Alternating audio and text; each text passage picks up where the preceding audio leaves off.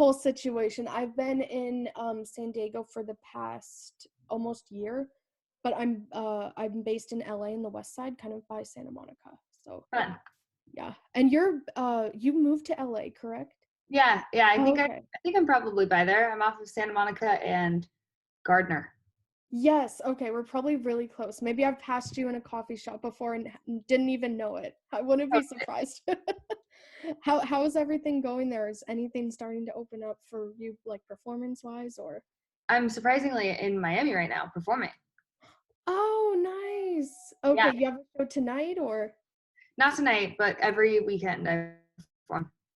Oh, wait, no, you know what? I do remember I went to your website and I saw that and I was like, "Oh my gosh, they have so many shows coming up, but they're all in Florida." And I Yeah, want to see you live so badly, but it's I so am fun. not. I wish you could. Yeah. Yeah, well, I wanted to start and tell you like how I first discovered you. It's kind of a fun story, if I do say so myself, not trying to toot my own horn. But I watch American Idol every season. It's one of my favorite shows. And when someone got through, your song Supernova was playing in the background. Yeah. So I Shazammed it, but Shazam wasn't picking it up. So I replayed it like 3 times, listened to the lyrics, and then found it. And I was like, wait, this is Cunning. I've heard of them from the TV world. So I was like, this is so cool. Like, it's a sign. Oh, amazing. I love that you love that. And I hate that it didn't Shazam. I need to tell somebody to do a better job. No, the thing is, I think it's not because like your song isn't on Shazam. I think the issue was my She's dad or talking maybe over it, right? I was talking over it. Yeah. And obviously they're not, it's kind of like faded in the background because they're showing the Yeah. person getting No, I've through. seen the scene. My mom watches American Idol, so she showed it to me. Oh, you have seen it. Okay, that's so cool. I've always wondered like how much do artists pay attention to when their song is used for like little clips like that? Because I'm sure it's hard to keep up, but oh, that's so cool. I'm glad you got to see it. Unfortunately, that person I don't think is in the competition anymore, but it's Oh, for okay. shame. So I sad. know, I know. Okay, it was a good moment. She told her boyfriend off. We love to see it. Yeah, oh my gosh, she was so funny. I kind of wish she made it through just for more drama, but American Idol, I guess, is not really supposed to be a drama show. It's a competition show. Yeah, I But guess it's about the singing at the end of the day. yeah, exactly, exactly. But yeah, so that's how I discovered you. But a lot of my friends have known who you are too, specifically from Trinkets and your acting background. And I think your path has been very, it's not as clear cut as sometimes people tend to think. So, from my understanding, you obviously do acting, singing, dancing, but it seems like acting was your first love, and then dancing, and then singing, or what Oh, was the order? dancing was my first love my whole life. I really thought I was never Okay. going to do anything other than dance. And then music and acting sort of happened at the same time when I decided I wanted to do more than dance. Okay, gotcha. And do you think that because obviously at the end of the day, art is art, entertainment, there's so many different facets of it. Do you think there's anything from dance that maybe you subconsciously or unconsciously took into your singing career and your acting career? Yeah, for sure. When I was a little kid, I mean, I've been dancing since I was 3 years old, obviously not very seriously at 3 years old, but I kind of took it really seriously. Apparently, I would cry all the time when I was not in ballet class, and then I was in Oh, ballet class and I was happy. But even when I was really little, I always loved to stand by the pianist and be really close to the music. And I love to be expressive with the music and the phrasing and how I danced. And I feel like it low key was always really inspiring to me. And I also was specifically obsessed with ballet, which is like the old operatic ballets are so theatrical. Like I had the opportunity to play. I mean, I did the Nutcracker every year, which I feel like every dancer has a special relationship to that music. That Tchaikovsky, that whole score, even when I decided I wasn't really a dancer, I used to work out to it in the gym because I wanted so badly to be a dancer that Nutcracker was like triggering for me and it made me run really fast. But but yeah, ballet is so theatrical. Like I got to play Sleeping Beauty and it's like there's a moment where she pricks her finger and it's like a lot of it's really athletic dance, but some of it is a death scene and that's where my love for acting was born for sure. oh, okay, very cool. And it's interesting that ballet was kind of the style you trained in, because obviously ballet is like very technical and the foundation of all dance. And there's a right way and a wrong way. And Come through. You took ballet, obviously. I didn't, but I'm a big fan of Dance Moms, and when they would Okay. do ballet and competitions, the teacher, Abby Lee Miller, would always be like, "You have to do it this way," like, they'll know. I love dance, though. I always say I'm the biggest fan of dance. I just don't dance myself because 'cause I'm uncoordinated. Looking back, I kinda wish I used to, but that story Listen, for another the day. whole world is dancing now. Come on, aren't you of the generation that TikToks? You must get on TikTok. You must teach yourself to dance. It will keep you alive longer. It will make you smarter. It will make your sex eventually, when you have it as an adult, better. And it's like a crucial thing that all people should engage in. So stop saying that you're a bad dancer, because it is dance is for everybody. You don't have to be a ballerina to be a dancer. Okay, sounds good, and funny enough, I'm actually 24, I just look about 10. So you would think I'd be in, like, the TikTok I would generation. give you I would give you the 14, maybe. Okay, so 14. yeah, not 10. 10's too little for sure. I just didn't Okay, want to make any assumptions about your sex life. That just feels rude. no, I thought that was so funny, you like, talking to me as if I'm, like, 14. I love it, though. I mean, I'm not helping my case because I'm wearing glitter right now and, like, bright, purple lip gloss with sparkles, like, dazzled on, I'm so, here for it. Glitter is for every age. yeah, I love glitter. The only time I won't wear it is to a job interview, and even that's hard for me to not do. I mean, like, which dress for the job you want, wear glitter if you want to live in a world where you get to wear glitter, honey. What are That's you trying to true. be? That's true. I like the way you think. I just need to go for it. I really I do. feel like you're already manifesting the path for yourself. You just wear Oh, glitter in every interview, and you will be a person who wears glitter forever.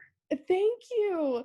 Yeah, I like I spend way too much time like researching like the best glitters to use for like my skin type and all that. But yeah, it's definitely part of my brand, I'd say. um, Yes, work it in there. Although, like, have you found glitters that do not like permeate your entire life? Like I used to be in a show that was like circus burlesque. That's where I first started singing, and there was a scene where it rained glitter squares onto me while I was singing, and then I danced in the glitter on the floor, and I was sweaty. So I went home with like a pound of glitter in my clothes every single night, and my drain was just constant. The drain in my shower was constantly clogged with glitter. And I know other people from that show had pets who would shit glitter. Like, glitter doesn't go away ever. Have you found that?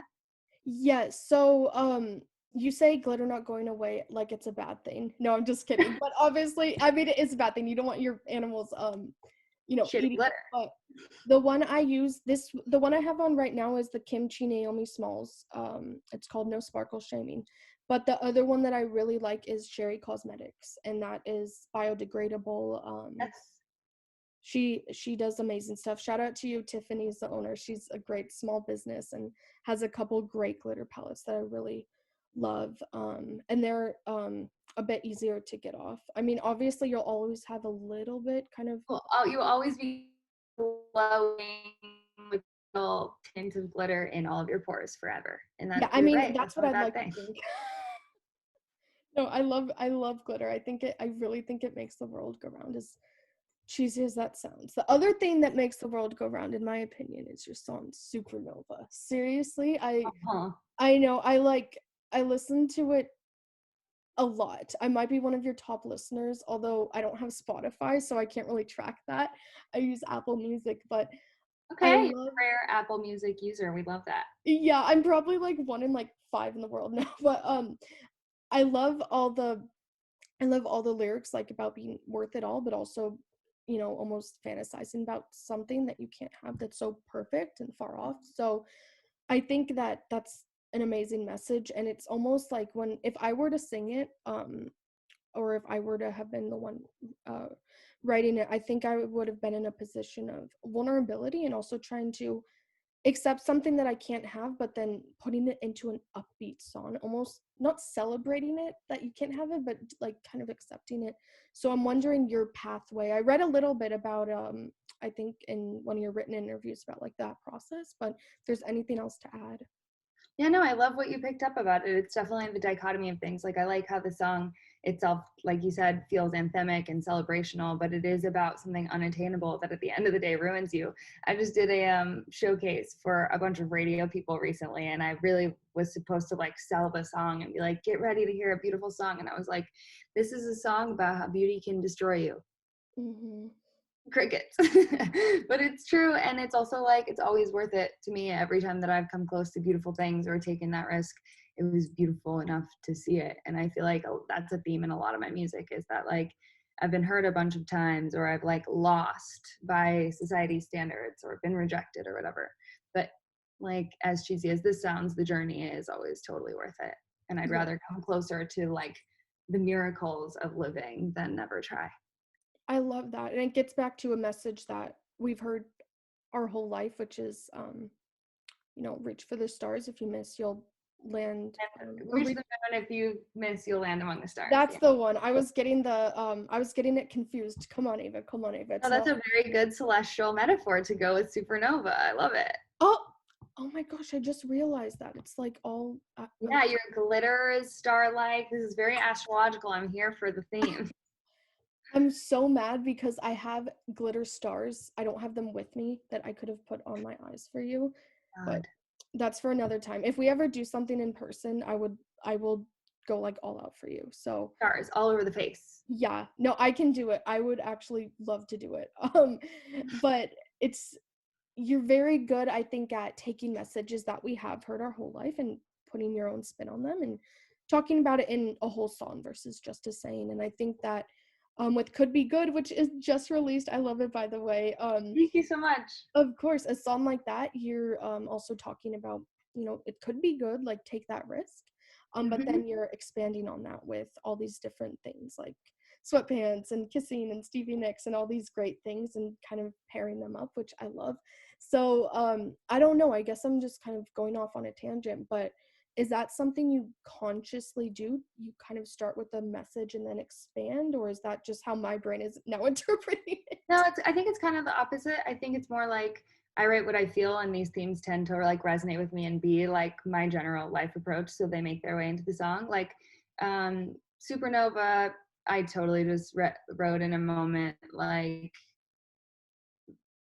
basically, the verses get me to the chorus. I'll like start talking about something that's like real or immediate for me, or like just whatever I'm feeling, and then it lands on like a statement by the time the chorus comes around. Like it could be good is a very, very like detailed story of like a list of things that I literally was experiencing with the person I was falling in love with. And then it just like, yeah, the concept of it could be good is totally like exactly where I was in that love story where you aren't saying I love you, you aren't saying let's move in together, you aren't saying I know for sure this will be 10 years or we'll have kids. You're just saying it's worth it because it could be good.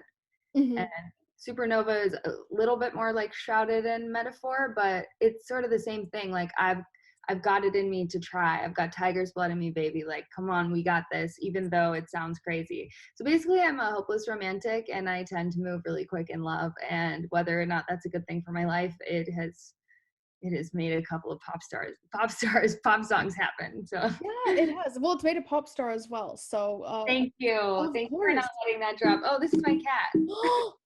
Oh my gosh, mine is in the background. You can't see her. She's on I my. feel like I noticed that you had a cat in one of your interviews, and it's part of why I accepted this. Wait, are Hello. you serious? I think I saw, I mean, I would have accepted this anyway, but I think I saw a cat.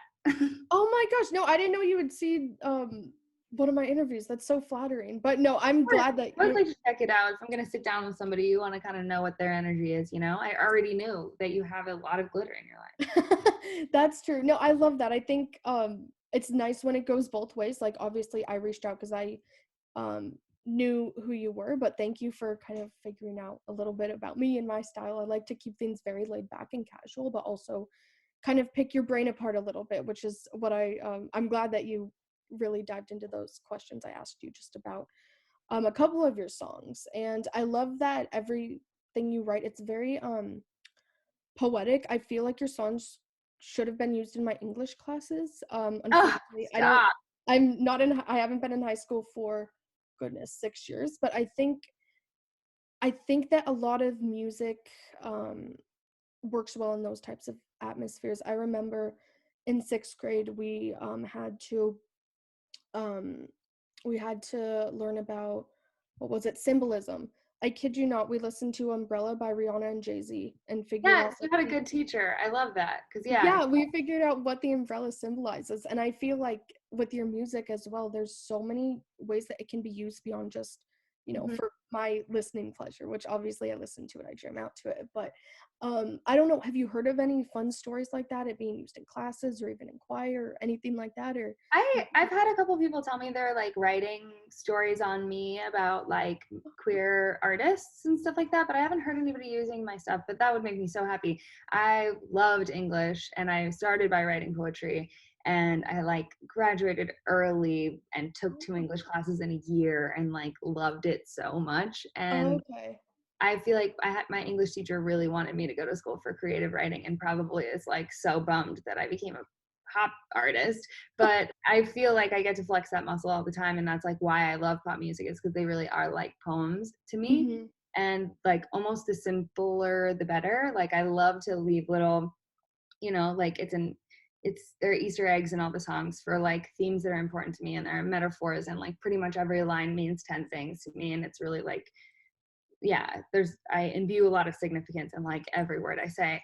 But also I love about pop music that it can be really simple, and that's the magic of it. And in fact, some of my favorite poets don't confuse me. They sound like they're just Okay. talking to me, but it's really Yeah. intentional to say very little sometimes. And it could be good, I feel like, as a song where I achieved not being too like clever or not trying to sound smart. Mhm. I just tried to say how I feel. And sometimes that within the structure of like a song, the architecture of a song is even more effective than like using as many adjectives as you know?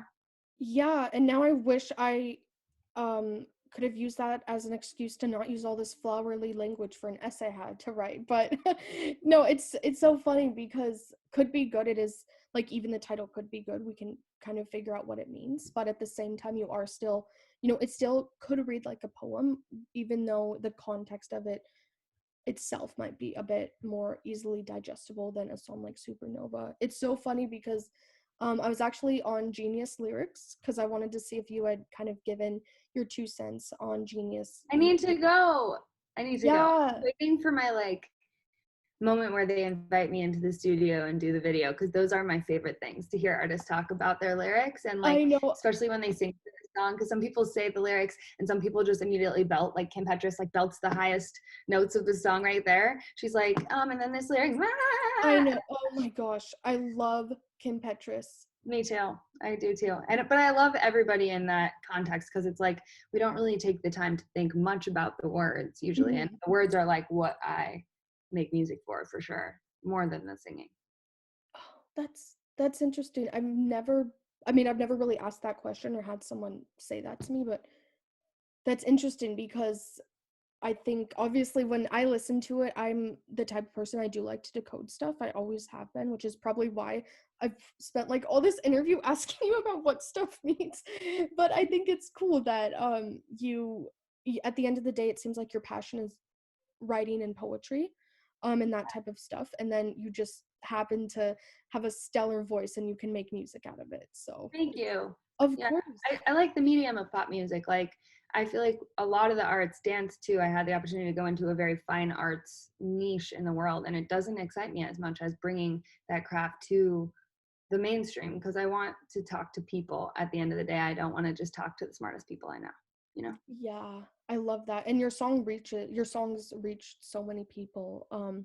What would you say your audience is like currently, and then who were you when you started writing and recording? Was there any audience you were hoping to reach and target? Huh. I think my audience is like largely young women, but I hope that it's everyone. Of I course. love that I can inspire young women to be themselves and step into their own power and be courageous and, make noise. But I also hope that that message applies to everybody and of all ages. I think my original audience, because I started performing in New York in like nightlife, sexy circus shows, was like really um really dedicated like art fans, people who Mhm. support live arts, people who want to see risks be taken, people who want to see the special live performance. And I really, really value that core audience. And I appreciate the way they've stuck with me, because Yeah. as my audience has changed based on like doing young adult shows like Trinkets and stuff like that, I love all of my new fans, but I also am trying to stay exactly like myself and not like suddenly pander to the new wave of people. And I I hope that I can have a room where like the old circus freaks that have been in New York for years and years can be in the same room as like a 13-year-old girl who also loves Taylor Swift, you know? Like I hope that these songs can um just still apply to everybody and bring people who are different together. Yes. Hey, that's what they do. When I posted that I was interviewing you, one of my friends from high school who I haven't talked to in years was like, "Oh my gosh, I love them on Trinkets." And of course, I first knew you more from music. So yeah, you're so multifaceted, not only in each individual like not genre, what's the word? Each individual art form, but then within that art form, there's so many different facets of you. And I didn't know you started in nightlife. Did you ever do the Suzanne Barsh parties? I have not done her parties, but I am like very connected to similar people who do. And the show I'm doing here in Miami, we have a couple artists there's a lot of crossover with those parties. But Oh, yeah, okay. when I first started, it was definitely a dance company with like Juilliard and Purchase Dance Conservatory performers. And then that turned into the same way that like with my music, I want to talk to the whole world. It turned into a little bit more of an open door in terms of entertainment and like sexy high-end experience and immersive theater. And so there's been a lot of crossover with like the really high-end nightlife stuff in New York and that theater world, which I think is so exciting because it's like it's not just a club with go-go dancers. Like the Mhm. nightlife scene in New York is often like really elaborate and theatrical and more special for the fact that it's immersive for the audience to also have a great night and not just sit and do a good job loving the arts. You know, I'm really passionate about immersive experiences and I'm excited for my concerts to come back because I'm always working with like artists who take the experience to the next level and bring the music to life. Like I have a great dance community and circus community and yeah, I love working with them and like showcasing that people that I think are amazing within the music.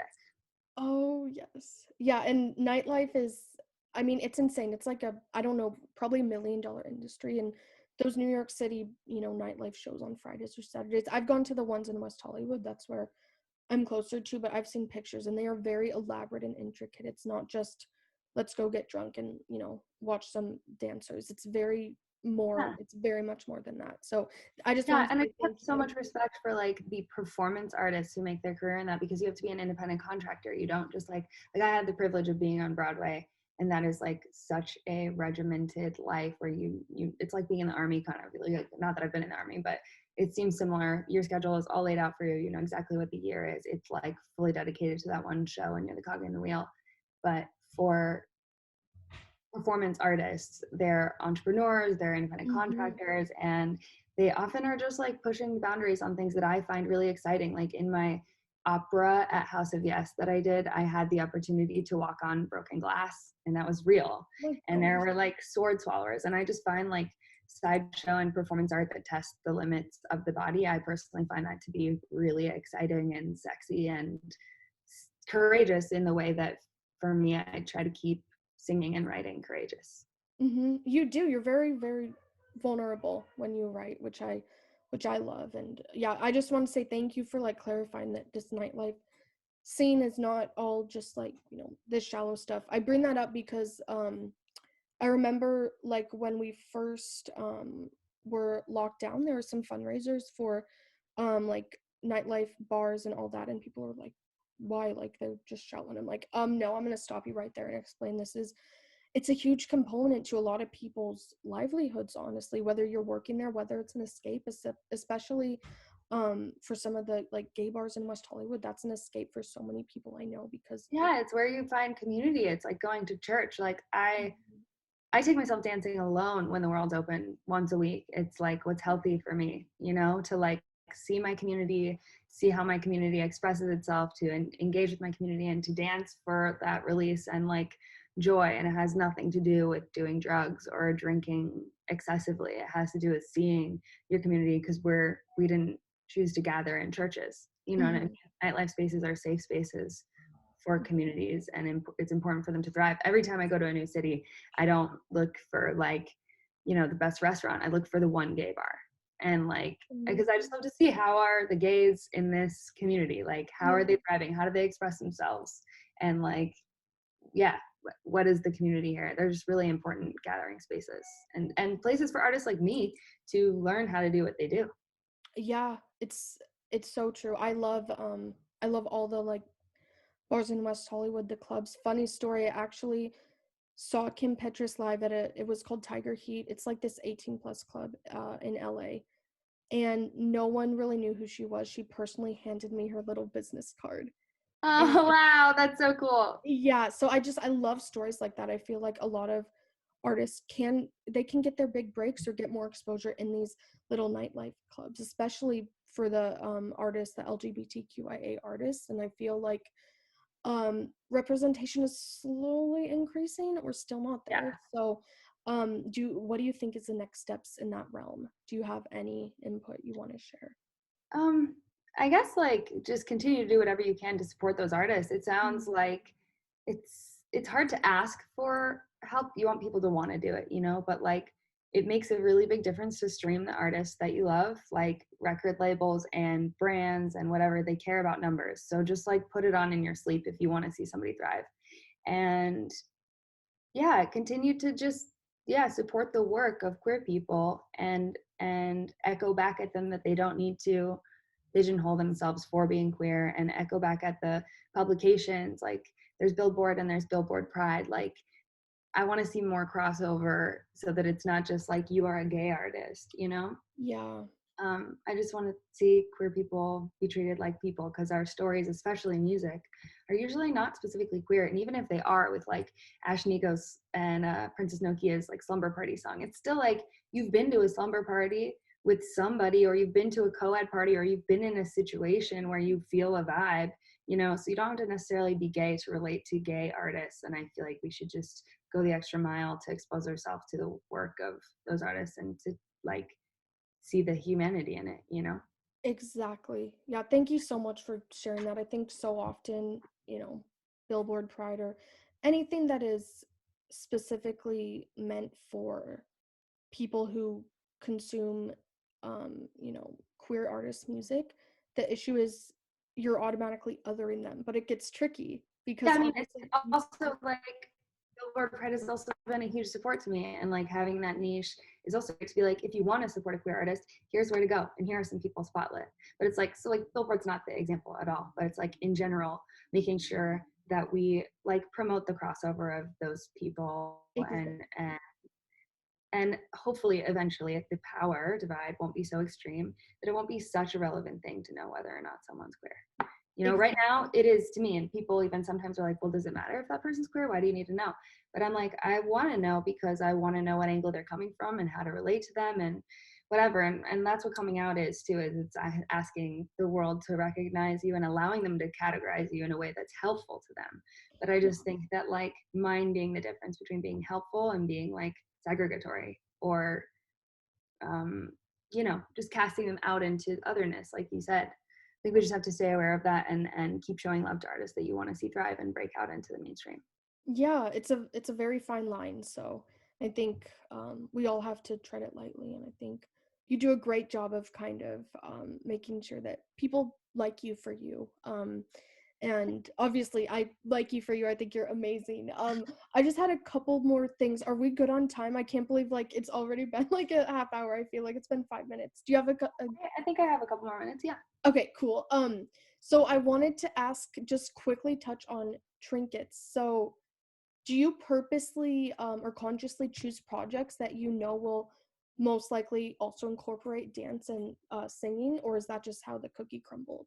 That's mostly how the cookies crumbled. I think that like, you know, there are a lot of great actors out there, and I think sometimes me being a singer is the thing that can like drive it home, especially in the beginning when somebody wants to take a chance on you. Having both of those skills has definitely been like defining for my initial opportunities. Hmm. But now I'm just as excited, if not more excited, to take projects that are also just about my acting, because as much as it is exciting to mesh my music into it, I would sooner be more excited to have a synced song in the background or as the theme song versus playing a singer every time, because obviously acting is exciting because you get to play, and I get to play a singer all the time.